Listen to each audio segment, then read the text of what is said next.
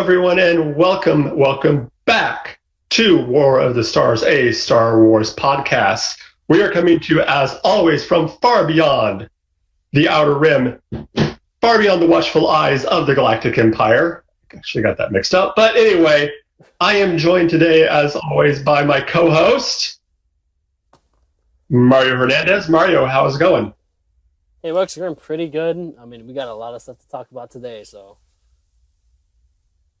Yeah, of course, my name is Mark Tolley, your other handsome co-host here today. Before we get started, just quickly want to kind of deal with the Banter in the room, so to speak. You'll notice today very quickly that we are, it's just the two of us.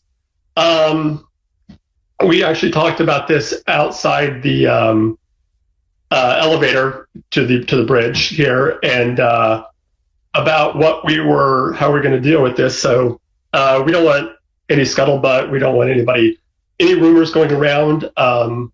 Brian and Christina have decided to take a little break from podcast, or at least from podcasting full time, and just deal with some things going on. We wish them the best of luck, and again, we don't think this is a permanent thing. We hope to see them back here and having fun here with the rest of us here, where the stars and realm of the mist. So, both of you guys take care and hurry back. And we miss you guys. All right, so I don't know about you, but not a lot going on today right now in Star Wars. And there was this trailer just came out, something to do with Space Wizards. I don't know. Have you heard about that, Mario? Yeah, I'm not sure. I think it's a small indie movie. Came out. Not really sure. Yeah. Something like that, yeah. No, of course we're talking about the fact that the trailer for Last Jedi dropped, and I think it's always hyperbole to say this, but I think it broke the internet. That's safe to say. So, before we get started, let's give me your thoughts on what you thought of the trailer. My initial thought was, first, I was excited because, of course, this is the second time they've done this. It premiered the trailer, or third, actually, I believe, during halftime for a game, or during a Monday Night Football game. And my initial thought was, once I finished watching the trailer, I was just surprised. They showed us so much. I didn't expect to see so much from the movie.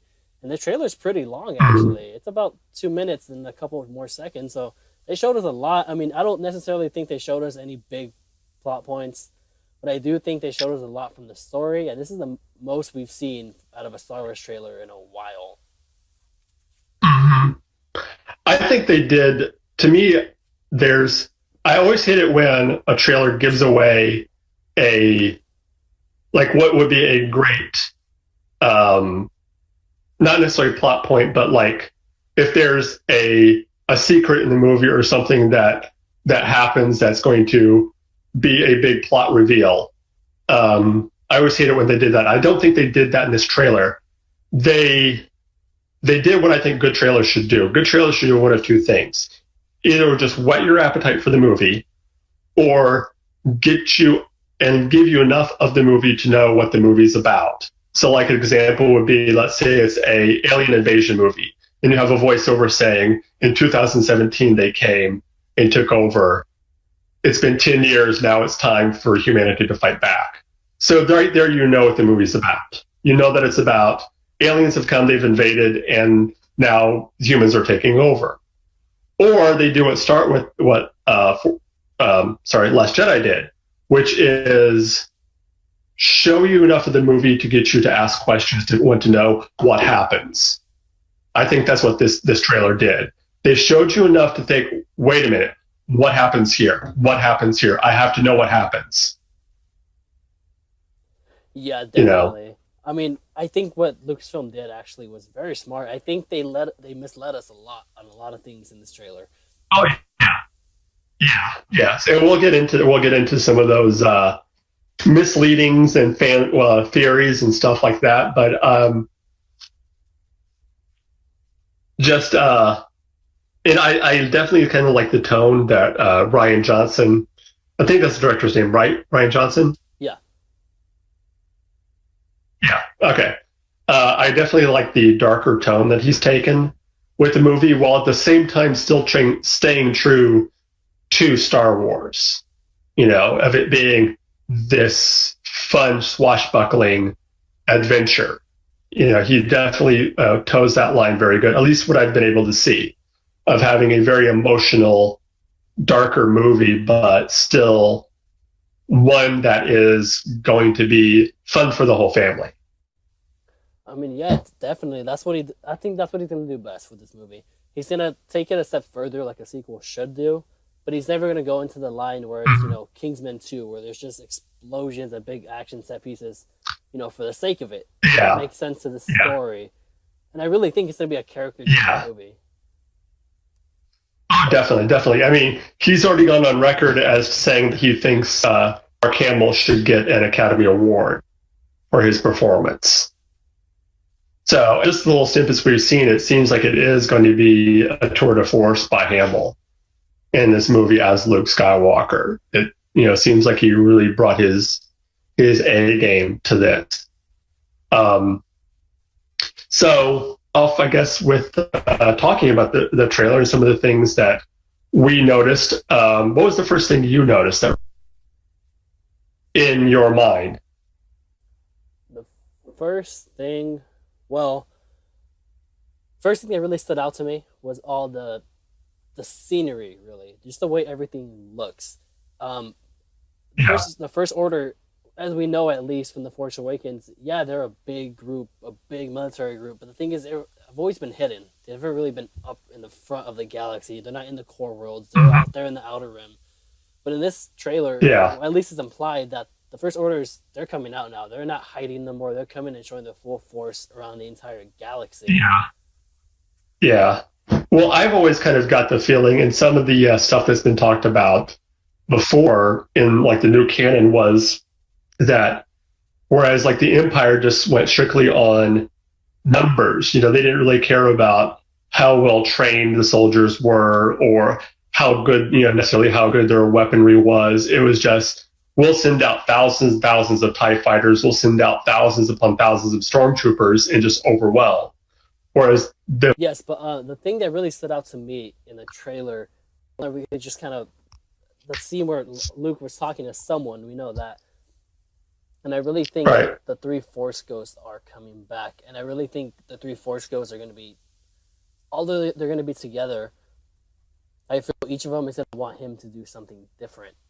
Like maybe Yoda might say train her, because if you don't train her, she'll be a better ally than she will be an enemy. If she's an enemy, you're going to have a tough time. And I feel like the 3 ghosts are really going to tell him to do different things, and he's going to be conflicted within himself of what does Luke do? Does he, stay back? Does he intervene? Or what does he do? I feel that might be a big plot point going forward in this movie. Yeah. I think also there's a in theater and acting, there's in a philosophy too. I think it's a philosophy. There's this idea of I can't remember. It's got Greek words to it: pathos, logos, and ego. And it's each one is like a different version of like different mindsets and different ways of looking at things. So like you look at things like logically, like logos is like your logical side, pathos is your passion, and then the other side is like your almost middle side. So I think, if they're going to have all three, it would be interesting if they kind of play this role of one being the very looking at this very logically and saying, well, logic's, not just sound like Mr. Spock, but logic says that this is what you need to do.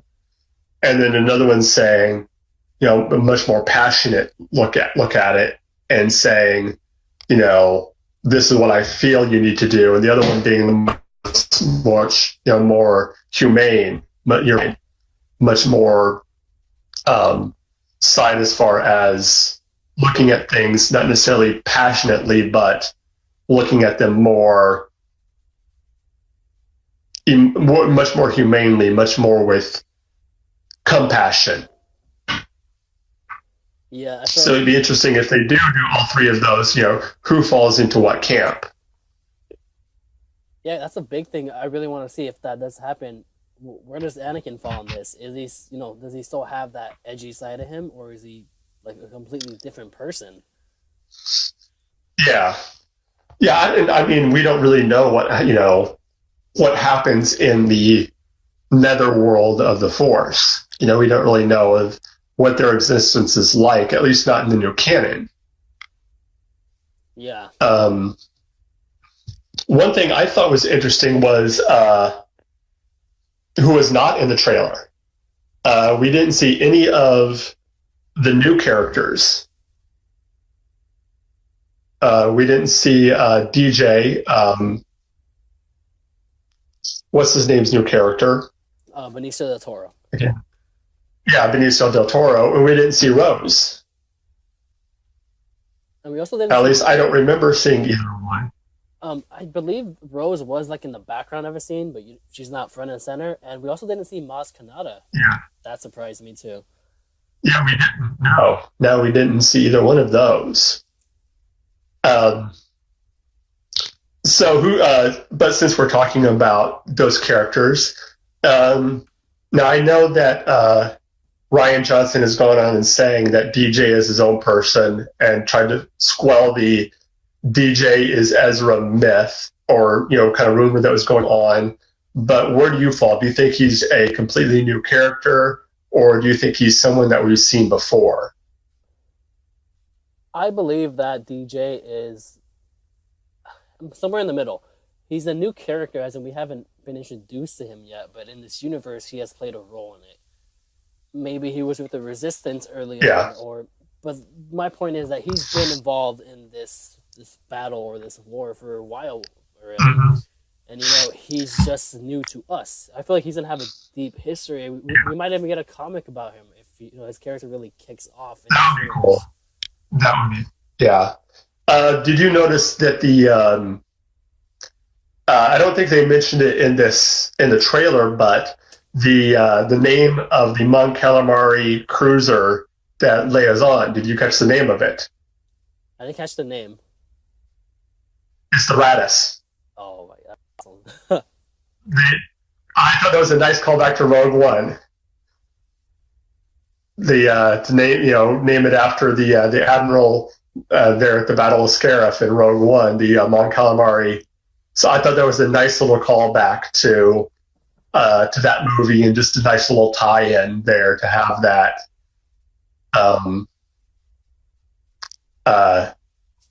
To tie the things that I always think it's cool when they do that, when they tie in things for the movies, or especially the cartoons. That's one thing I really appreciated with Rogue One, was tying in levels of you seeing the ghost and then hearing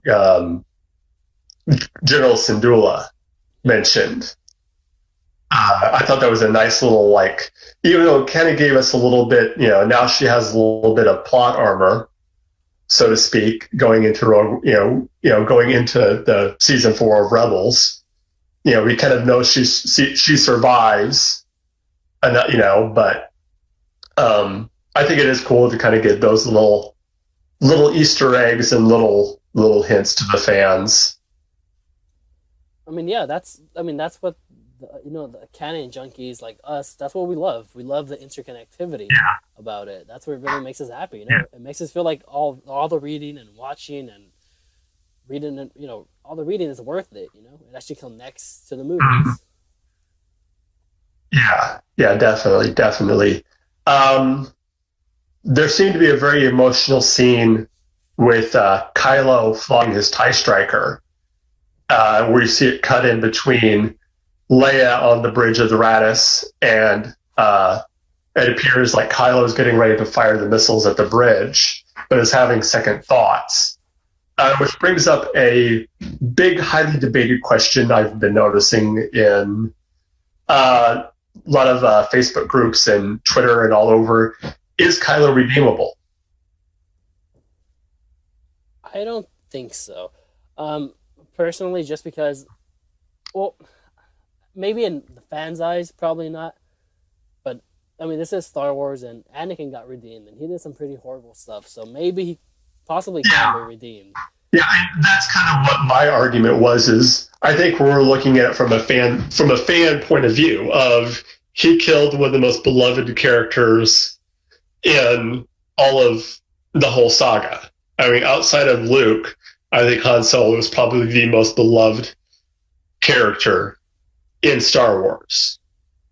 At least top 3. I mean, but if you look at it from the character standpoint, Anakin, we only see him when we see him slaughter the younglings, but you also have to remember from the canon point of view, the Jedi took children when they were basically babies.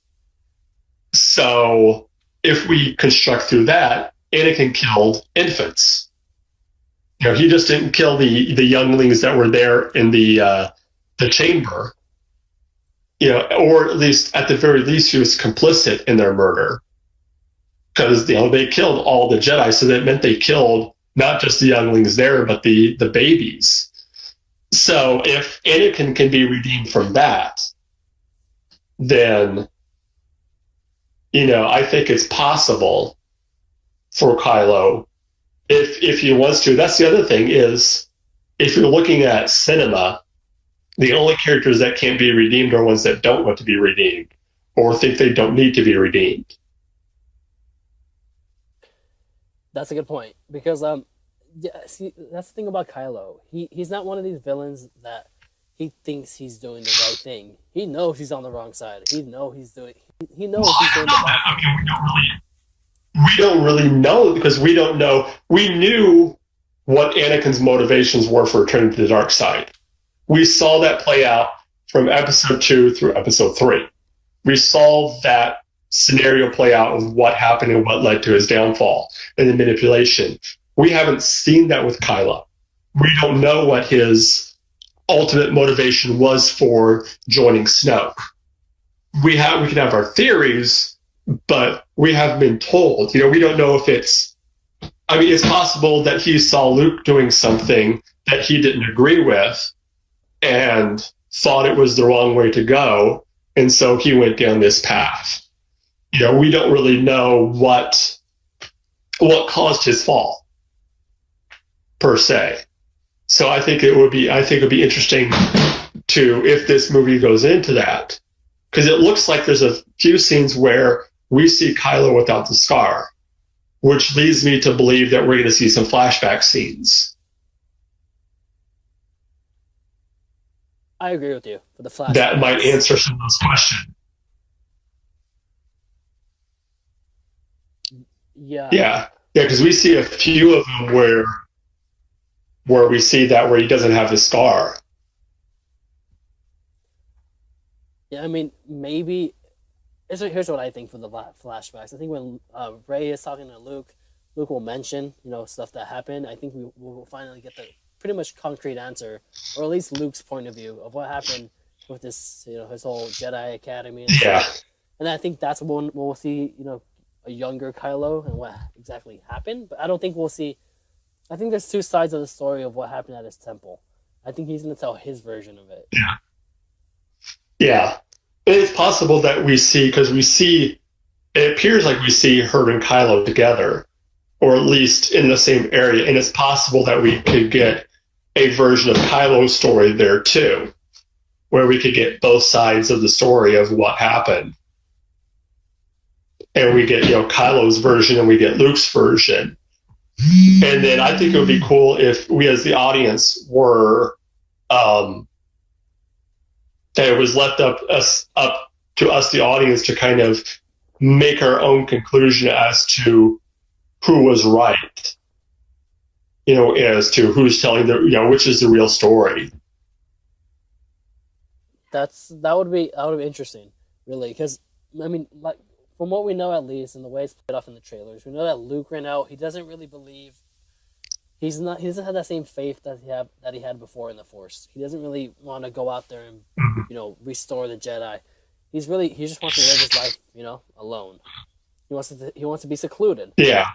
So maybe when after the whole temple thing, and maybe if Kylo didn't have a part of it, and he was still by Luke's side, and he tells Luke, okay, so are we still going to train? And Luke's like, no, we're not going to train anymore. I don't want any part of this. Maybe Kylo was like, I'm not going to let the Force. I'm not going to let the Jedi disappear into legend. And maybe Snoke sees him that way, saying, hey, I could teach you. I know the Force. I could train you and make you a Jedi. And maybe he twists him that way. Yeah. Yeah, that's pretty. I never really thought about that, but of course, the big question on everyone's hand is, besides, of course, the Porg. Honestly, though, I really don't have a problem. I mean, it fits in with the Star Wars mythos of having the indigenous creatures, and they fall in kind of the same group as like the Ewoks and the Gungans kind of did. I think they're going to fall. In fact, I think they'll even have less of a role than they did. I think they're just going to be like the cute little new thing for the kids. But again, it kind of, it goes right along with, what's, how Star Wars is and some of the stuff that's in Star Wars. So I personally don't have a problem with the Porgs. But the other one is, do Kylo and Rey join up? There's that last scene that you see Rey asking the question about needing someone to show her place in this, and then Kylo extending the hand. Now, it appears to me to be, from what I see, they look like those are cut from two completely different scenes. But it is possible that that hand is given out to Rey. But then again, Kylo doesn't have his scar scene. So is there a point where he gets the scar healed? Or is this another flashback scene? I think I agree with you to the point where I don't believe that this is the same scene, as in this is like her asking him. I don't think that's the same scene. After watching the trailer again with more less hype and just actually analyzing the trailer, it doesn't look like they're in the same spot. Yeah. She looks like she's like in a cave, and he looks like he's like, I think it's Mustafar, really. It looks like it's a lava planet, or there's a fire behind him, because it looks really, really red. Well, the planet that the big battle's on, I can't remember the name of it, but it's got a lot of red crystals in it. So it could be on that planet. It looks like the main land battle is going to take place on that planet. And again, I'm sure someone in the comments will tell us the name of that planet, but it looks like it takes place on that world. So, all right. So, yeah, but that's kind of, like I was saying, I don't think we'll see Thrawn, but I think it would be, though, cool if we did, or at least got a name drop. Yeah, I mean, of him in the movie. Yeah, because if Thrawn did, find Snoke like we think he did, the big question is, okay, where did Thrawn go? What happened to him? Did he just, die of old age, or was he killed? Because if he go ahead. Well, I mean, we don't know much about the Chiss. We don't know what their lifespan is, or things like that. So we don't really know what happened, or if he did find him, or anything like that. But like I said, I don't think we will. But it would just be. And I understand as a fan, we want to see everything, in the movie. And I understand that we can't, it's physically impossible to shove every single fan service thing that we fans want to see in one single movie and it still make sense. I mean, to me, that's the big thing is, yes, it would be cool to see him, but I don't want him just thrown into the movie just for the sake of having him thrown into the movie. I want it to make sense that he be there. I think that was a problem that they had with the prequels, especially episode 3, was they tried to throw in all these things that, it didn't really make sense to throw them in. Having Chewbacca there was just kind of like, okay, why do we have to have Chewbacca in there? Just to have Chewbacca in wolves. Which that led to a whole other can of worms of, how did they, why didn't he tell Han, like, hey, this Jedi thing is real. I've seen it before. But anyway, that's just my thoughts on it. I mean, would I like to see Thrawn? Yeah, but you said it perfectly. Fan service, it's not what people think it is. Fan service is when they shove something into a movie where it doesn't need to be. It doesn't fit the story. If it fits the story to mention Thrawn, okay, go ahead. Mention him. But if it doesn't, don't force it in there. Yeah. And I think there's a difference between like that type of fan service and like Easter eggs. Where like Rogue One did it perfectly. Where you just see like quick little snippets, like you see the ghost in space dock and then flying, and you hear the mention of General Syndulla to hear. You see little things like that are just kind of like, oh, that's kind of cool. That's kind of neat. But they don't feel like they're shoehorned in just for the sake of, they don't take away from the story, and they're not integral to the story either. They're just kind of like quick little, hey, this thing was here. Or even before that, a lot of times they did this in the prequels, where you would see like there would be a scene of a bunch of ships, and off in the distance they'd throw in like a little tiny Millennium Falcon, or you might see, I think one time even through the Enterprise from Star Trek. You see it like off in the distance, just a tiny little thing of it flying around. Stuff like that. That's kind of the fun stuff that I think we as the fans appreciate more than trying to shoehorn a character into a movie just for the sake of having the character in it because they think we the fans want it. Yeah, I mean, that was my problem with the whole C-3PO and R2-D2 in Rogue One. That felt so out of place. They were just there, and then they pretty much they kind of directed their comment at the audience. That's like, hey, we're here, like. Yeah. I think that was more just to keep the continuity of the fact that Anthony Daniels has been in every Star Wars movie ever made now. I'm assuming he's going to show up in C-3PO is going to show up in Last Jedi. So I think that was just to kind of keep that going, and being in every single Star Wars movie ever made. Yeah. Oh, yeah, that fits. But then it kind of brings in the question: what happened? I mean, like, couldn't you could just put him in the background? Some fan will spot it. You can put a character in the background. Trust me, someone will find him.